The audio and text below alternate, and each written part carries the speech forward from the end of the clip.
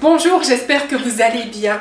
Dans ce 17e exercice que j'utilise en studio d'enregistrement pour accompagner les artistes, il y a un exercice que j'ai reçu quand j'étais en formation à l'Athénée lyrique à Sulmona, près de Pescara en Italie.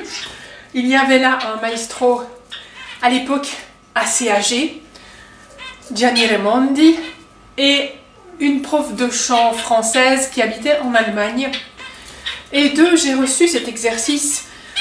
Je l'ai réduit pour qu'il soit accessible à plus de chanteurs. Et c'est un des exercices que j'ai trouvé les plus contraignants et les plus difficiles à faire pendant de nombreuses années. Encore aujourd'hui, quand je le fais, je me concentre. L'idée, ça va être de donner une note. Ti sur ti. Ti, et je la lâche. Donc je ne veux surtout pas la tenir. On a des fois, dans le répertoire classique, mais aussi dans le répertoire pop, cette envie de tenir la note à la fin d'une phrase. Et donc on arrive en retard par rapport au percu, par rapport à la guitare basse, par rapport au clavier. Si c'est en chorale, vous arrivez en retard par rapport aux autres chantres, par rapport au geste du chef, par rapport à l'organiste. Bref, c'est la catastrophe. Donc vous devez apprendre à faire cette note et à la lâcher. Mais, avec l'aide des muscles, en ayant inspiré avec une sensation d'ouverture dans le bas du dos, Maestra Vera Wenkert dirait très certainement avec un sourire qu'elle situe derrière les oreilles. Moi, ça ne me parle pas, mais je vous donne l'information. Je reprends une note. Ti. Je la lâche. Ti-li-li. Je lâche. Ti-li-li. Au début, ça peut être faux. C'est en le faisant que ça va s'assouplir. Donc on le sait, on reste calme et on fait l'exercice.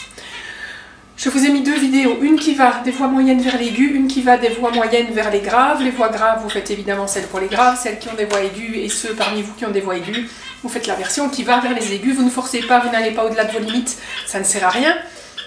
Et c'est un exercice donc d'écartement et de fermeture des cordes. Donc ça ne sert à rien de vouloir le monter dans les extrêmes aigus ou d'aller toucher les extrêmes graves. Il n'est pas fait du tout pour ça. Je vous le remontre une fois. Ti, ti-li-li, ti-li-li. C'est tout. Et vous détachez.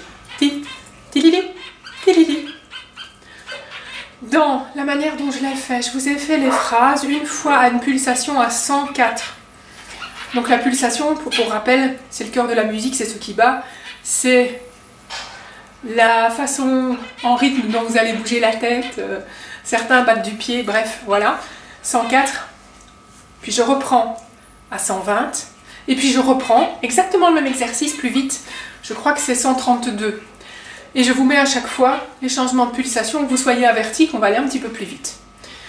Cet exercice, moi je vous conseille de le faire 2 fois par semaine, 1 semaine par mois.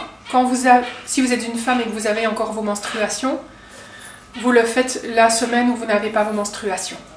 Je vous dis rendez-vous vendredi prochain pour la suite de notre exploration vocale. À bientôt, prenez soin de vous.